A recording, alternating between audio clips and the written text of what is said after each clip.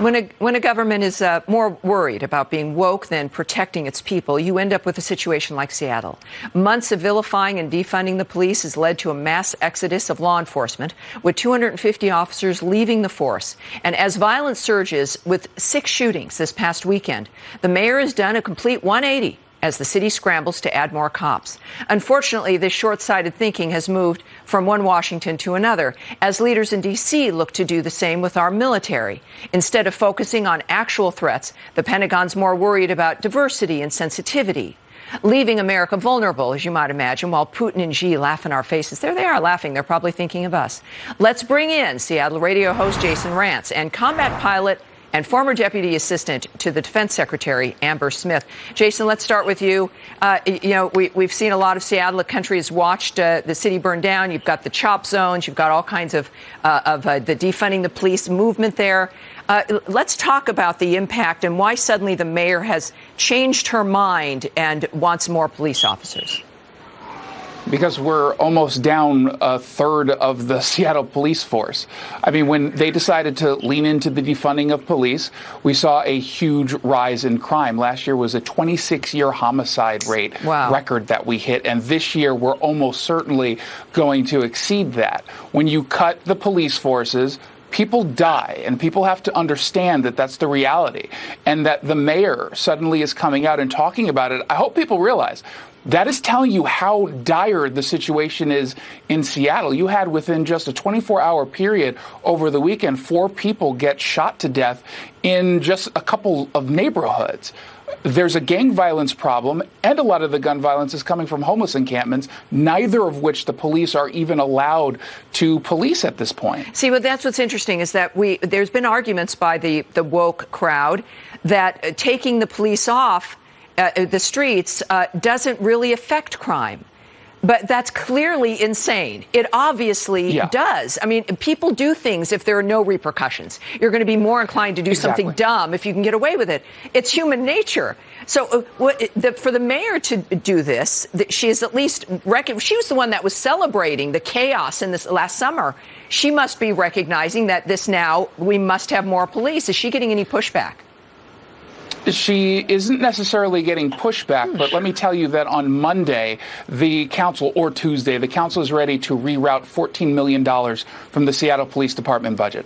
So they're moving forward and continuing to defund. And let me tell you something. A few hours ago at the King County Courthouse, there was someone who was attacked, who was 7 months pregnant, by, we believe, a homeless person who was living across the street in an encampment that the police are not allowed to clean up. So we're having these attacks every single day. Well, it's horrible. And Amber, thank you for joining us. But this is I contend that it's at both ends of the departments, the agencies, the people that keep our civilization stable and keep the world stable, the police department and the military. The left clearly doesn't like either one of them, and it's because, of course, they would perhaps defend civilization. Is that what we're seeing in the military? It's very disturbing if we're introducing critical race theory, ideas that for individual service members would judge one of their colleagues based on their skin color, the issue about being sensitive, that diversity is the thing that matters. When that's the opposite of what we think our military needs when it comes to issues of discipline. What's your take on this? Well, you're absolutely right, because the military's job is to fight and win wars. But what we're talking about here is we're not talking about 1 or 2 rogue generals who hates freedom of speech or wants to get into a fight with Tucker Carlson.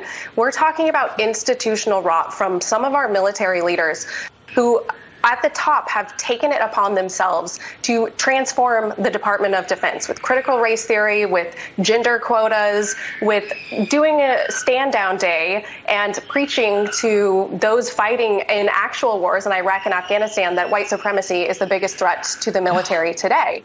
But unfortunately, there are absolute real-world consequences to this new woke generation in the military, and it's going to get someone killed. When we are not focusing on the mission, we're not training our service members to fight and win wars. And unfortunately, we're going to see some problems from it. The military has had serious recruitment issues prior to the woke generation infecting it. Right. But I'll tell you what, when we have a population of woke Americans who think the American flag is a hate symbol, we are not a country that can sustain an effective all-volunteer force, and China knows that. Yeah, see, that's it. It's one thing for us to have this fight internally.